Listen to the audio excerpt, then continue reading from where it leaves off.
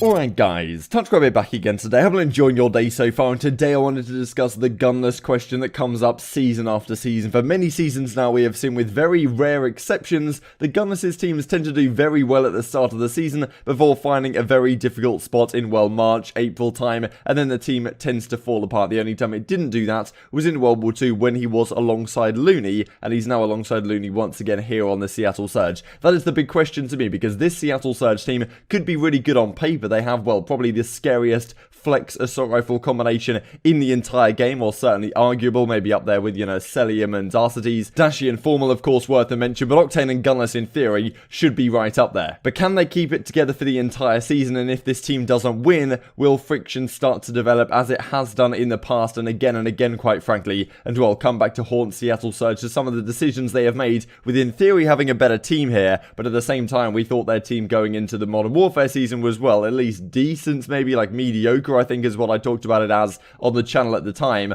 I kind of put this current Seattle Surge squad in a similar spot, and well, what could that mean going forwards? I'm intrigued to hear your thoughts in the comment section below. Like if you guys enjoy the video, subscribe if you are new as always, I would greatly appreciate it. First of all, wanted to mention this, yesterday the YouTube analytics for the month came out, and you know, incredible stuff, another million views on the channel in October. A few spectacular things happen, of course, during October, the OGLA stuff, the Los Angeles Thieves stuff, but nothing on really a day-to-day basis. So the fact that you guys are still pumping out a million views a month is absolutely remarkable to me. And as I say, once this season kicks off, it's going to be absolutely superb stuff. This also came out from Cronut CDL Intel yesterday. Paris Eternal and Paris Legion, both rumored to be offering only minimum salary next season. So yeah, I mean, the competitive Overwatch subreddit was not exactly too happy about this one. And there was a very long twit longer as well that came out on the situation. Maybe we'll go through this yesterday if something more comes out over the next 24 hours or so. Today though, wanted to talk about Gunless. This came out yesterday on the subreddit. Gunless stays getting slept on. He'll silence the doubters next year and show that he can be a top 5 player once again. So this came out on the CoD League, who will be the stand-up player on the Seattle Surge. Octane, of course, well, lapping up most of the votes, and even Pristini having a higher score here than Gunless. So maybe people forget exactly what Gunless was doing a couple of years ago and what a fantastic player this guy can be. Of course, makes sense Octane's going to be far and away number 1 here. Makes sense Looney's probably going to be behind. Pristini is certainly a player to watch, but is he potentially going to be a standout player? I think maybe people are underestimating what Gunless can actually do on this team, at least in the early part of the season. We're going to look at exactly what his results have looked like in early seasons in a couple of minutes time here, especially, of course, even on the Huntsmen last season, they managed to do it once again, winning that London event right at the start of February. So we're going to go through some statistics here from his tournament victories way back in the day. This, for example, was CWL Seattle back in World War II, where a lot of the statistics are pretty reliable, and the fact that Gunless is doing this with a flex is very impressive indeed. In World War II, it was very much a situation of, okay, you've got your main assault rifle, and you can see pretty much all the players at the top here, with the exception of who can then temp, and well, these guys down here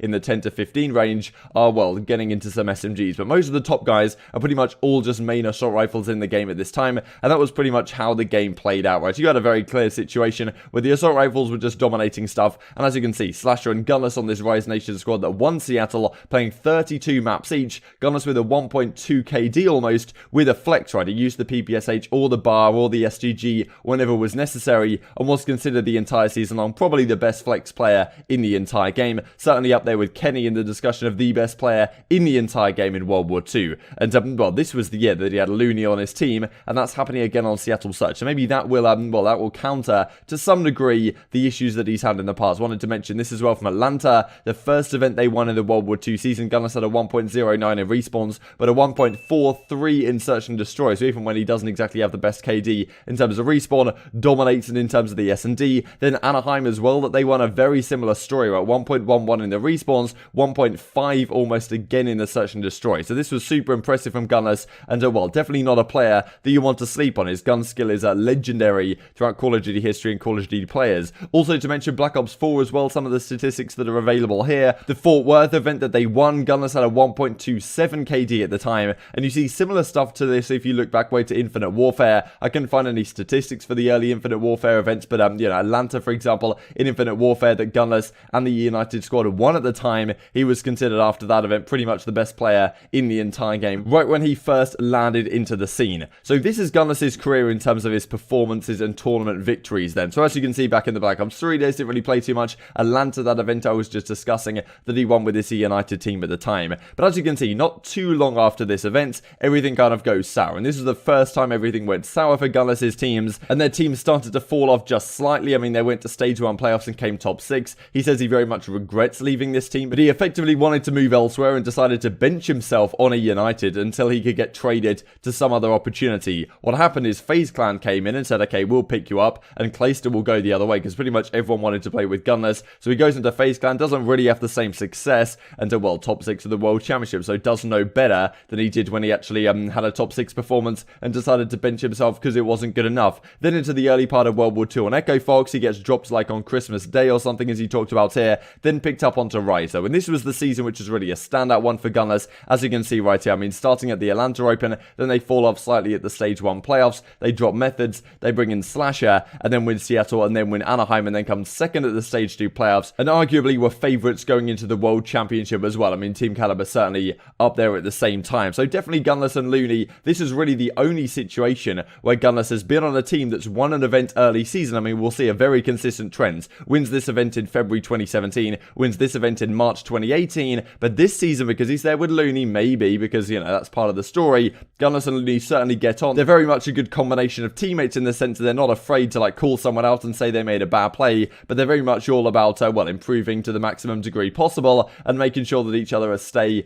on the same page, maybe keeping Gunless in check in that sense, because we've definitely seen in other seasons as well that, you know, when Gunless is trying super hard and maybe not getting the results, he starts to get frustrated with the rest of the team, maybe not putting in the practice and the hard graft that he would potentially like to be seeing. So this was the only season where the team actually kind of stuck through the rest of the season and actually had decent results. We'll see going into Black Ops 4 here, we see another very similar story, right? This Luminosity squad slacked John Formal Gunless Classic at the time, they win Fort Worth in March, and then everything falls apart very quickly indeed. You remember this story on Luminosity Gaming where they had an awful result at London. He went to the Pro League and stuff and went to like a concert on the weekend, didn't turn up until right before their match, they didn't have any time to practice or anything like that. They actually benched Gunless for their coach Ricky to come into the team, which is a remarkable thing for Luminosity Gaming as an organisation to do, so that Gunless, one of obviously the most talented players in the game at the time, was so good at Fort Worth and has been so good in previous years, was just affecting the team chemistry to such a degree that they benched him for their coach. Gunless then sat out for a while, got into Team Envy, that didn't go well at all, and then gets picked up to Chicago, right? So this most recent season, and at London, Gunless was one of Chicago's better players, like he had some great clutch moments and all this type of stuff, dropping good numbers in addition to the rest of his team. Then they come top 4 at Atlanta, but not too long after this, things fall apart once again for Gunless's squad, and he ends up getting benched off the team. His team doesn't tell him he's been benched, and well, he's looking for options, and doesn't get to play for the remainder of the season. However, this season, he is now back on the Seattle Surge alongside Octane, Looney, Pristini, and Gunless. And most of the discussion around this team was, look, Pristini and Looney, are they the greatest SMG duo? Are they going to be able to perform against some of the really talented SMG duos in the game that we have right now? And maybe a more traditional boots on the ground 4 versus 4 setting, somewhat like World War II, is going to suit this team better than, well, other games have done in the past. The question that we didn't really touch on to a great degree, though, is what happens with the Gunless question, right? Because as we've seen in previous seasons, he tends to win an event pretty much every year in like February, March, something like that. And then when the team starts to fall off and not win, then he seems to get somewhat frustrated with how the team is developing and how, well, how the team is performing, I suppose, in that sense. And therefore, friction starts to develop, and then it gets to a point where Gunless either leaves the team, benches himself, or just gets benched or dropped off the team and, well, completely on the sidelines. And if that happens once again, the prospects for him are pretty difficult, right? Because this has happened many seasons in a row, and well, it's going to be an interesting one, because I don't predict Seattle Surge, frankly, to be winning events. Maybe they do, maybe they're competitive, maybe they make top 4, and maybe the fact that they don't win means that Gunless is, well, the chemistry issues that can evolve don't actually matter too much, because if they haven't won an event, maybe there's nothing for Gunless to compare to in that sense, and therefore they can keep the unit together and keep rolling over time. And as I said, if there's one person in the entire league probably that can keep Gunless in check, it's probably Looney, and you can say a very similar thing for Octane as well, and also Pristini back on this team, they're very good friends as well. So I think if there is one team that has the best chance of not breaking up due to the Gunless question, it's probably the Seattle Surge one. But are they actually good enough to win events as a result of this? that still is a big question mark on the horizon right now. Intrigued to hear your thoughts in the comment section below. I hope you guys enjoyed the video. If you did enjoy it, I'd greatly appreciate a like on the video. Really helps out the YouTube algorithm know you enjoyed this content. Other people like you may enjoy this content as well. Thank you for watching as always, and I will see you next time. Got canceled. I mean, I'll take it. Free burritos. Anybody want a free burrito? Ah! Fuck! It finally hit me, bro. Oh my god. When you're not expecting it? Oh, you got Dude, I just got smoked. One confirmed kill. Ooh. So we have another person willing to Oh my sub to each of god. us if we win this. So that's 11. That's 11 subs.